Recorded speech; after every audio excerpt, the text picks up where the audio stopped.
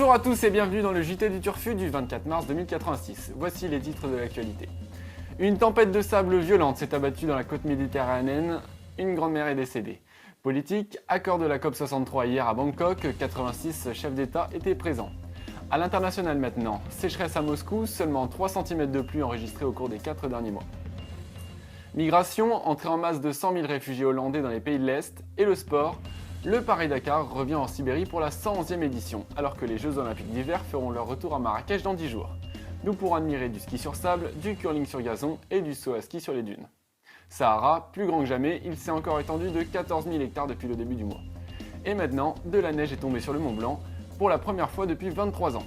Retrouvons tout de suite notre reporter en direct, Paul Bigot. Frère, maman! Les premiers ressentis, frère! C'est quoi tes premiers ressentis? Le premier ressenti, c'est le froid, le vent, ça fait pas plaisir. Oh, ça va? Merci Paul, c'était bouleversant. Et maintenant la météo avec Gérard Armand vu ça. Bonjour Gérard. Bonjour. Donc des températures exceptionnellement basses pour un mois de mars.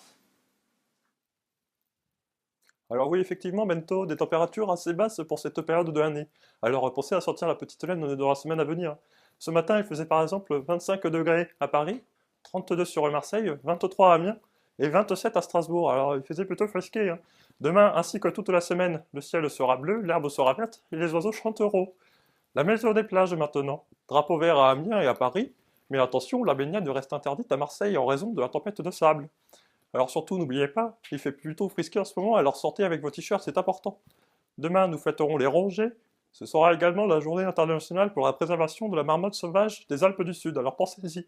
Quant à moi, je vais manger du 5 hectares avec Nicolas. Je repasse la main à Bendo dans le studio pour la suite du journal. Amen. C'était la météo, sponsorisée par les bières 40 ans. Vous prendriez bien une petite bière? Question, remarque, problème?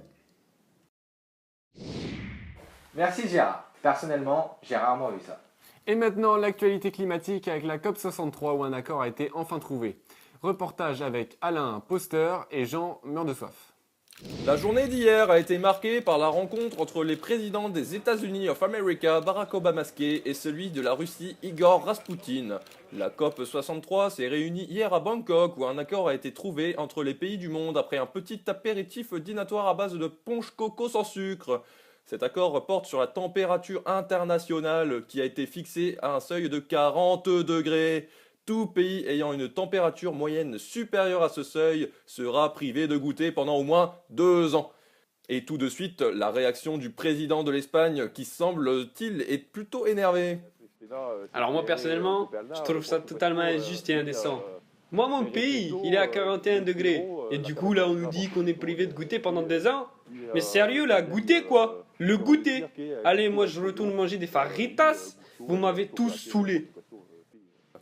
Une réaction plutôt accablante. Et maintenant les impressions cette fois-ci de Barack Obama, président des États-Unis of America.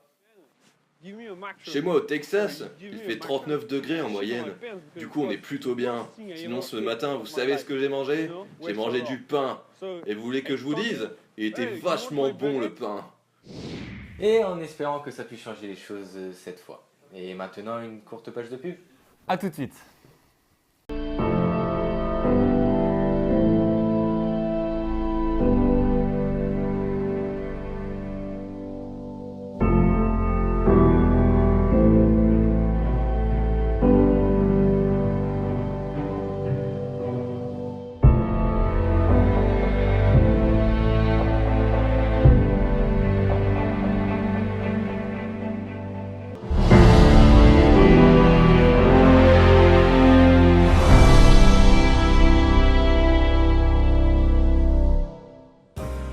Tu veux te faire spoiler comme un bâtard?